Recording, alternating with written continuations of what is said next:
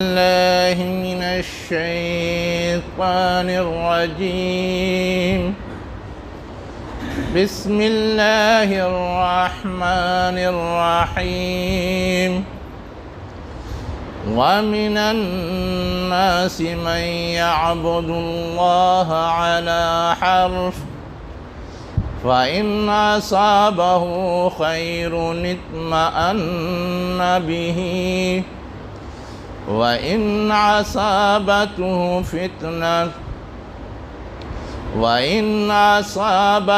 فتنة انقلب على وجهه خسر الدنيا والآخرة ذلك هو الخسران المبين. صدق الله العلی العظیم. شروع اللہ کے نام سے جو انتہائی مہربان ہمیشہ رحم فرمانے والا ہے. اور لوگوں میں کچھ وہ لوگ ہیں جو اللہ کی عبادت کرتے ہیں کنارے رہ کر.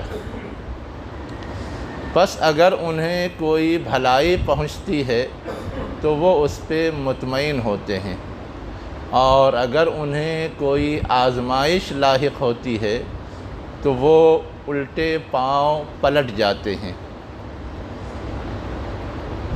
ایسے لوگ دنیا اور آخرت دونوں میں خسارے میں پڑنے والے ہیں، اور یہی چیز کھلی ہوئی گھاٹے کی چیز ہے.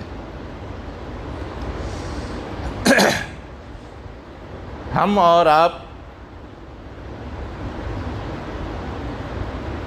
ہی کا جو گروہ ہے، جو مجموعہ ہے، وہی انسانوں کا معاشرہ یا سماج کہلاتا ہے. اور ہمارے درمیان طرح طرح کے لوگ پائے جاتے ہیں. ان میں سے کچھ لوگوں کی تصویر یہاں کھینچی گئی ہے. بتایا یہ گیا کہ لوگوں میں کچھ لوگ ایسے ہیں جو اللہ کی عبادت تو کرتے ہیں لیکن کنارے رہ کر کے کرتے ہیں.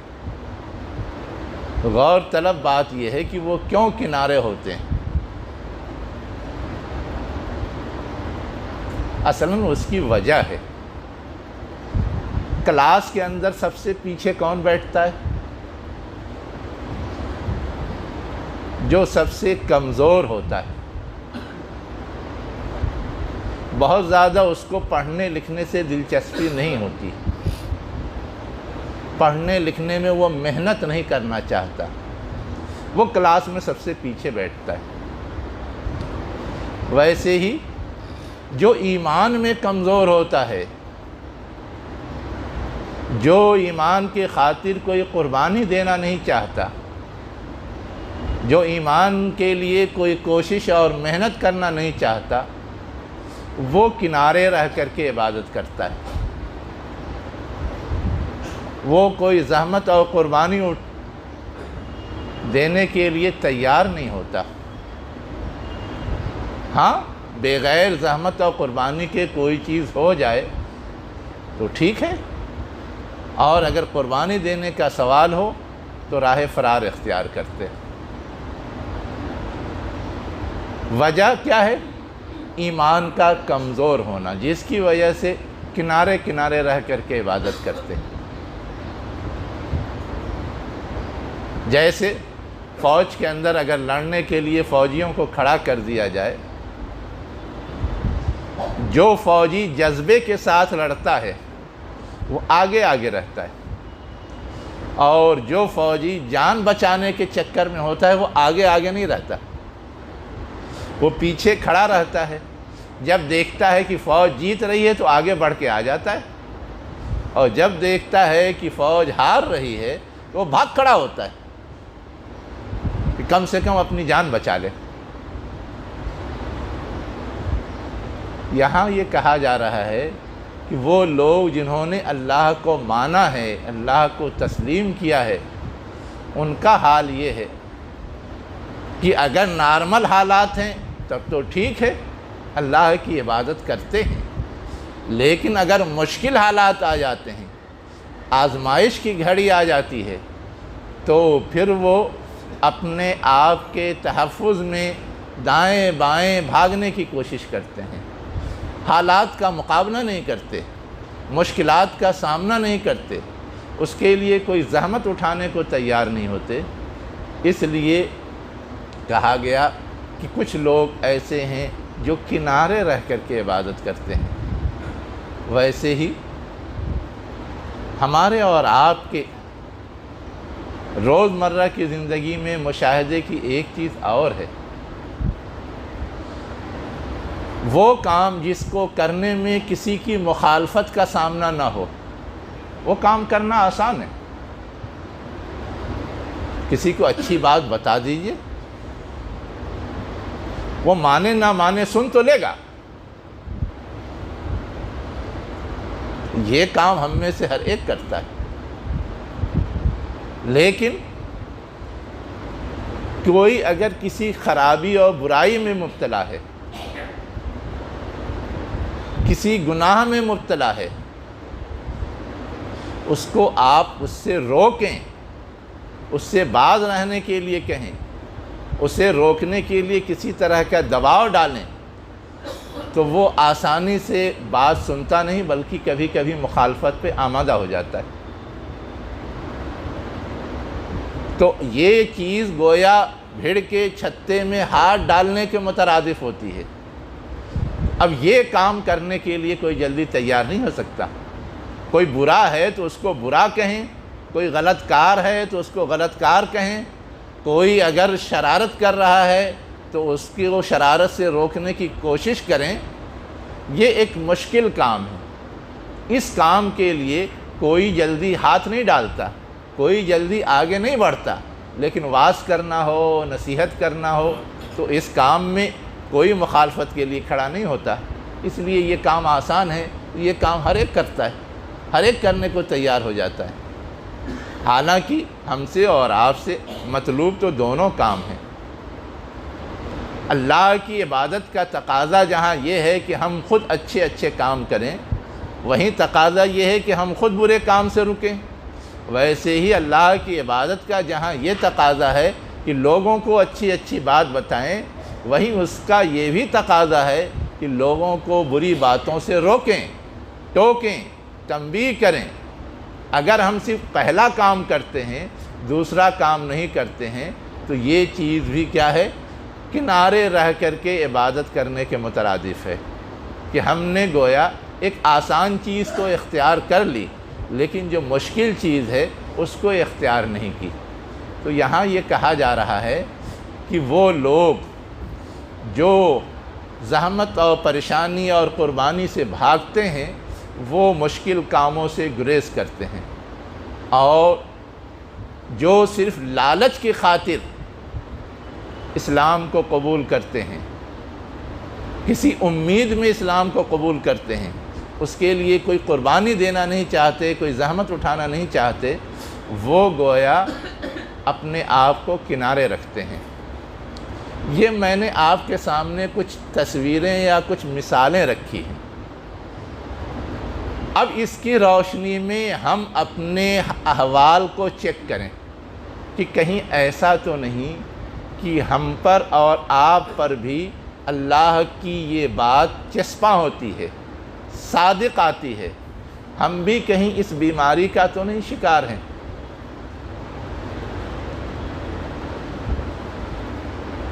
میں یہ بات کیوں کہہ رہا ہوں؟ غور کیجئے، میں صرف 2-3 مثالیں سمجھنے کے لیے دے رہا ہوں۔ ہمیں اور آپ کو یہ درد ہے کہ فلسطین میں مظلوم ہیں لوگ اور ستائے جا رہے ہیں۔ ہمیں اور آپ کو یہ احساس ہے کہ فلسطینی قبلہ اول کی حفاظت کے لیے لڑ رہے ہیں، قربانی دے رہے ہیں، ان کی مدد کرنی چاہیے۔ لیکن ہم اور آپ ابھی صرف زبانی دعوے کر رہے ہیں، اس سے آگے ہمارا کوئی عمل نہیں۔ کنارے کھڑے ہو کر کے ہمارا اس میں کوئی عملی تعاون نہیں ہے، ہمارا اس میں کوئی عملی رول نہیں ہے۔ چاہے ہم سے مراد میری ذات ہو یا ہم سے مراد میری قوم، میری امت، میری کیا کہتے ہیں جماعت ہو، ہم سے مراد مسلم ممالک ہوں۔ سب تو ایمان کا دعویٰ رکھتے ہیں، سب اللہ کی عبادت کا دم بھرتے ہیں، لیکن سب کے سب دور رہ کر کے صرف زبانی جمع خرچ سے کام چلا رہے ہیں۔ عملی اقدام کے لیے، عملی تعاون کے لیے، عملی طور پہ سپورٹ کے لیے کوئی آگے نہیں آ رہا ہے۔ یہ بالکل وہی کیفیت ہے جو اللہ کی عبادت کرتے ہیں کنارے رہ کر کے۔ ظاہر ہے ایسے یہ محاذ تو سر نہیں ہوگا، ایسے یہ معاملہ تو حل نہیں ہوگا۔ کیوں آخر لوگ دور ہیں؟ اس لیے کہ ہم سپورٹ میں آئیں گے، ہم آگے بڑھیں گے تو ہمارے لیے ایک آزمائش آئے گی۔ اس آزمائش کو ہم فیس نہیں کرنا چاہتے، ہمیں کچھ قربانیاں دینی پڑیں گی، ہم ان قربانیوں کو پیش کرنے کے لیے آمادہ اور تیار نہیں ہیں۔ اس لیے ہم دور سے صرف زبانی جمع خرچ کی شکل میں سوچ رہے ہیں کہ کسی طرح یہ معاملہ حل ہو جائے، یہاں تک کہ سمجھوتے کے لیے تیار ہیں۔ ایک تجویز یہ پیش کی جا رہی ہے کہ 2 ریاست بنا دی جائے اور 2 ریاست میں ایک ریاست فلسطینیوں کے لیے خاص کر دی جائے اور ایک ریاست اسرائیل کی رہے۔ کیوں یہ تجویز قابل قبول بنی ہوئی ہے؟ صرف اس لیے کہ اگر ہم اس تجویز کو رد کرتے ہیں تو ہمیں ابھی لمبی لڑائی لڑنی پڑے گی، لمبی قربانیاں دینی پڑیں گی۔ حالانکہ ہر ایک یہ جانتا ہے ہم میں سے کہ فلسطین ٹوٹل کا ٹوٹل فلسطینیوں کا ہے، اسرائیل تو وہاں پر باہر سے آ کر کے آباد ہوئے ہیں، زبردستی قبضہ کر کر کے، چھین چھین کر کے، دبا دبا کر کے۔ اگر اس کو 2 پارٹ میں باندھا جاتا ہے تو یہ مسئلے کا حل نہیں ہے، اس لیے کہ روز اس یہ لڑائی کا سلسلہ جاری رہے گا۔ یہ چاہیں گے کہ ہماری چیز واپس ملے، وہ چاہیں گے کہ ہم زیادہ سے زیادہ اپنے لیے جگہیں حاصل کریں، جیسا کہ ان کا منصوبہ ہے۔ مسئلے کا حل یہ ہے کہ عدل و انصاف کے جو تقاضے ہیں وہ پورا کیا جائے، اور اس کا تقاضا یہ ہے کہ وہ اپنے ٹھکانے جائیں، جن کی چیز ہے ان کے حوالے کی جائے۔ لیکن ہم اور آپ اس سوچ اور اس انصاف کی بات کے لیے آواز نہیں اٹھاتے۔ کتنے مسلم ممالک ہیں لیکن عدل کا جو تقاضا ہے وہ پورا کیا جائے اس کا مطالبہ نہیں کرتے۔ اور افسوس کی بات یہ ہے کہ کل ابھی سعودی عرب کی طرف سے یہ اسٹیٹمنٹ آیا ہے کہ اسرائیل ایک حقیقت ہے، اس لیے ہم اس سے تعلقات بنائیں گے۔ ایک حقیقت ہے کا مطلب ہے کہ اس کا وجود اب گویا تسلیم شدہ ہے، اس لیے اب ان سے لڑائی لڑنا یا ان سے محاذ آرائی کرنا یہ دانش مندی نہیں، حالانکہ یہ سب دباؤ کی نفسیات ہے، خوف کی نفسیات ہے، لیکن ان کا یہ سٹینڈ آیا ہے۔ تو یہ سب کیا ہے؟ اللہ کی عبادت کا دم بھرنا بھی چاہتے ہیں، لیکن ہم کیا کرتے ہیں؟ کنارے رہ کر کے کوئی زحمت، کوئی قربانی نہ اٹھانی پڑے۔ یہ تو میں نے ملکی سطح پہ مثال دی ہے۔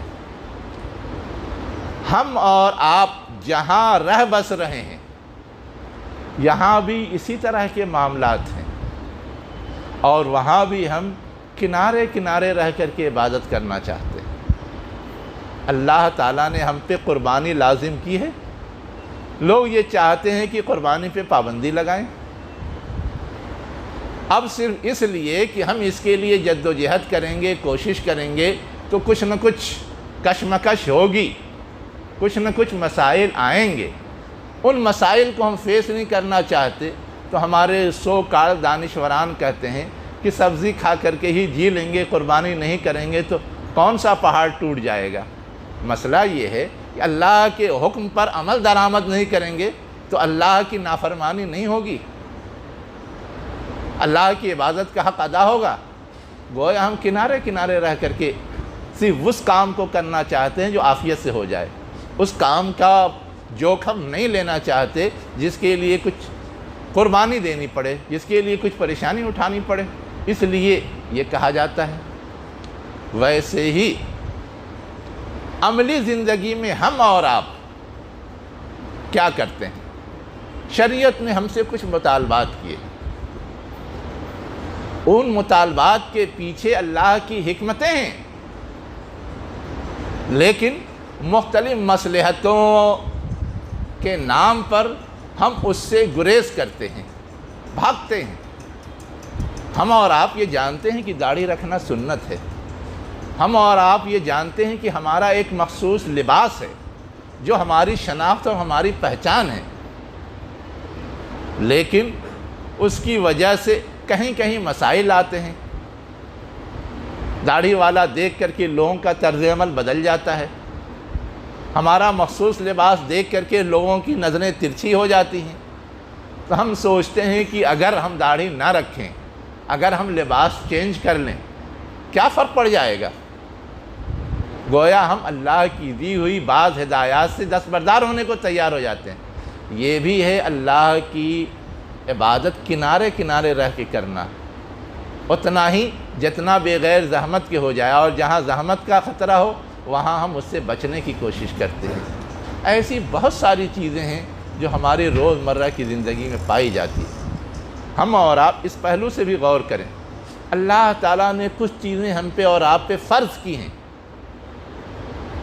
یہ کم سے کم مقدار ہے، لیکن ایمانی جذبے اور حرارت کا تقاضا یہ ہے کہ اس کے آگے بھی اللہ تعالیٰ جو چیز چاہتا ہے، جسے پسند کرتا ہے، وہ ہم انجام دیں۔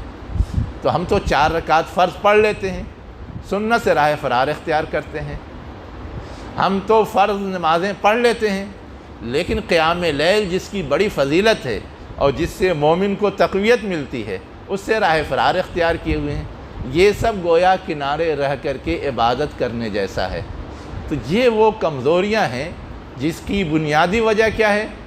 ایمان کا کمزور ہونا، دین کے معاملے میں تھوڑا مشکوک ہونا، تذبذب کا شکار ہونا۔ تو اگر ایسا معاملہ ہے تو اس کا رزلٹ ہمیں اور آپ کو بہت اچھا نہیں ملے گا۔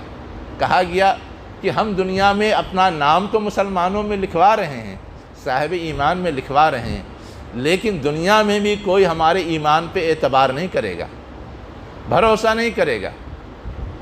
اللہ کے رسول کا ایمان ایسا پختہ تھا کہ اپنی امانتیں وہ رکھتے تھے مخالفت کے باوجود، اپنے مسائل لے جاتے تھے فیصلہ کرانے کے لیے مخالفت کے باوجود، صادق اور امین کہتے تھے۔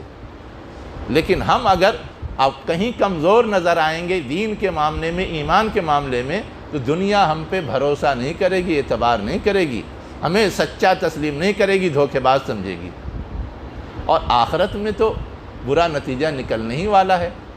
دنیا میں جو تھوڑی بہت ایمان کی وجہ سے آزمائش آتی ہے، کل قیامت کے دن اس کے لیے اس سے بہتر اجر طے شدہ ہے۔ اور یہ بھی ہے کہ دنیا میں کامیابی بھی قدم چومتی ہے۔ اللہ کے رسول اور صحابہ کرام نے اتنی قربانیاں دیں، تو جو جنت کے بلند درجات ہیں وہ تو طے ہی ہیں، لیکن کیا دنیا میں انہیں غلبہ حاصل نہیں ہوا؟ دنیا میں وہ سرخرو نہیں ہوئے؟ دنیا میں ان کا آواز بلند نہیں ہوئی، ان کا بول بالا نہیں ہوا؟ لیکن اگر منافقوں جیسا رویہ اپنائیں تو منافق نہ دنیا کے رہتے ہیں نہ آخرت کے رہیں گے۔ تو یہ جو ابن الوقتی ہے، زمانے کی ڈھال پہ اپنے آپ کو بہانا ہے، استقامت کا ثبوت نہیں دینا ہے، کسی بھی رخ پہ صرف مفاد کو دیکھ کر کے چلنا ہے اور مفاد کی خاطر پالے بدل دینا ہے۔ ہمارے سیاسی لیڈر کیا کرتے ہیں؟ جن لوگوں کے درمیان جائیں گے ویسا لباس پہن کے جائیں گے، جب دیکھیں گے کہ کانگریس عروج پہ ہے تو کانگریس پارٹی جوائن کریں گے، جب دیکھیں گے کہ شیو سینا عروج پہ ہے تو شیو سینا جوائن کریں گے، جب دیکھیں گے کہ بی جے پی عروج پر ہے تو بی جے پی جوائن کریں گے۔ حالانکہ سب میں کتنا بعد ہے، کتنی دوری ہے، کتنا تضاد ہے، لیکن اس کے باوجود کرتے ہیں۔ ہم اور آپ، ہمارا اپنا سب کچھ ہے، ہم دوسروں کی طرف نظر اٹھا کے کیوں دیکھیں؟ ہمارا اپنا سیاسی نظام ہے، معاشی نظام ہے، روزمرہ کے مسائل کو حل کرنے کا عدالتی نظام ہے، ہم ان کی طرف کیوں اٹھا کے دیکھیں؟ ہم سے بہتر تو دنیا نے آج تک کسی کے سامنے پیش نہیں کیا ہے، تو ہمیں اپنے کی قدر کرنا چاہیے، اس پہ کوئی شک نہیں ہونا چاہیے، اس پہ کوئی تردد اور تذبذب نہیں ہونا چاہیے۔ تو یہ وہ حقیقت ہے جو اس آیت کے اندر سمجھائی گئی ہے۔ اللہ ہمیں بھی اس کو سمجھ کر کے اپنے رویے میں تبدیلی کی توفیق دے، اور ہر ایک اگر اس کا نمائندہ بن جائے جو اللہ تعالیٰ چاہتا ہے، تو انشاءاللہ جو ہمارے لیے مقدر ہے وہ ہمیں مل کے رہے گا۔ وآخر دعوانا ان الحمدللہ رب العالمین۔